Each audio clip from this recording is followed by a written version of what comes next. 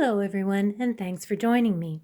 Today I'm going to show you how to bring a little bit of winter cheer into your home by making paper snowflakes.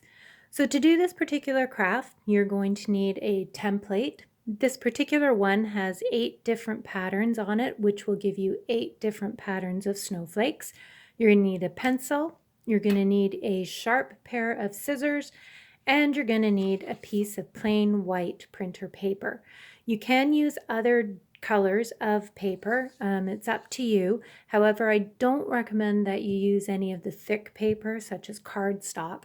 I did try it and I found that it was just too hard to fold down into the small shapes that we needed, and it was very difficult to cut. So you're best off just sticking with the plain paper. So step 1 is to choose your template. For the purposes of this video, I've selected a fairly simple one, which is the one that you see right here in the upper right-hand corner. What you want to do is cut out this template, and then you want to remove all of these grayed-in areas. Make note that there's a tiny little piece right down there that also needs to be cut out.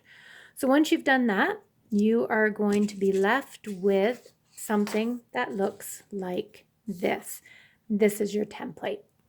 So next, you want to turn this rectangular piece of paper into a square.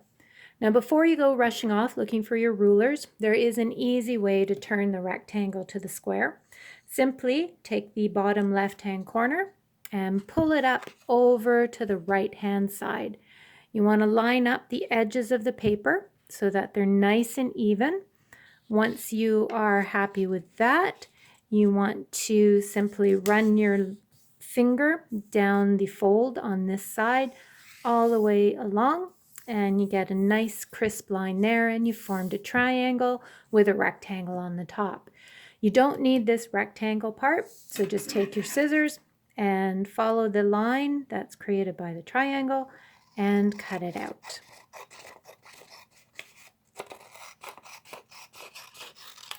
And it's as simple as that. Next, you want to make this triangle even smaller. So you're going to fold this one up just like so, matching all the edges around. So that's in half.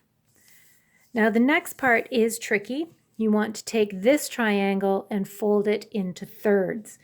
So you take this side and you roughly estimate where a third would meet. And then you want to take this side and do the same thing. And you want to line up the edges all together as best you can. You might need to adjust it a little bit to get it to fit better. In this case, this one's a little bit too big on that side. So once you're happy with that, go ahead and sharply fold down those edges. So this is sort of looking like a triangle, but not quite. So what you want to do is flip it over, and you see this line right here and these two smaller triangles. You want to cut along that line. So we'll go ahead and do that and remove the excess. So you're left with this smaller triangle. Now your template will fit on this triangle perfectly. So you're going to pick this up. You're going to put it on here, lining up the edges. You want to line this up actually along where the triangle has a fold. You don't want to do it on the open end. So we're going to line it up like so. And once you're happy with the placement, you want to go ahead and trace it. So we'll just start down here. We'll trace this edge here.